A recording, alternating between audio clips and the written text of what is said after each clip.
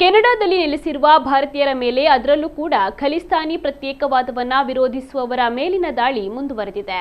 ಇದೀಗ ಪಂಜಾಬಿ ಮೂಲದ ಗಾಯಕಿ, ಸೋಷಿಯಲ್ ಮೀಡಿಯಾ ಇನ್ಫ್ಲುಯೆನ್ಸರ್ ಹಾಗೂ ಯೂಟ್ಯೂಬರ್ ನ್ಯಾನ್ಸಿ ಗ್ರೇವಾಲ್ ಅವರನ್ನ ಹತ್ಯೆ ಮಾಡಲಾಗಿದೆ. ನ್ಯಾನ್ಸಿ ಮನೆಗೆ ನುಗ್ಗಿ ಇರಿಯಲಾಗಿತ್ತು. ಪರಿಣಾಮ ಗಂಭೀರವಾಗಿ ಗಾಯಗೊಂಡವರನ್ನ ಕೆನಡಾ ಪೊಲೀಸರು ಆಸ್ಪತ್ರೆಗೆ ದಾಖಲಿಸಿದ್ರು. ಆದರೆ ಚಿಕಿತ್ಸೆ ಫಲಕಾರಿಯಾಗದೆ ನ್ಯಾನ್ಸಿ ಮೃತಪಟ್ಟಿದ್ದಾರೆ. ನ್ಯಾನ್ಸಿ ಗ್ರೇವಾಲ್ ಪಂಜಾಬಿ ಮೂಲದ ಗಾಯಕಿ, ಕೆನಡಾದಲ್ಲಿ ನೆಲೆಸಿದ್ರು. ಕೆನಡಾದಲ್ಲಿ ಖಲಿಸ್ತಾನಿ ಸಂಘಟನೆ ಸಕ್ರಿಯವಾಗಿದ್ದು, ಇದರ ವಿರುದ್ಧ ನ್ಯಾನ್ಸಿ ಗ್ರೇವಾಲ್ ಧ್ವನಿಯನ್ನ ಎತ್ತಿದ್ದರು. ಖಲಿಸ್ತಾನ ಉಗ್ರ ಸಂಘಟನೆ ಕೆನಡಾದಲ್ಲಿರುವ ಭಾರತೀಯರಲ್ಲಿ ಭಾರತ ವಿರೋಧಿ ನೀತಿಗಳನ್ನು ತುಂಬುತ್ತಾ ಇದೆ.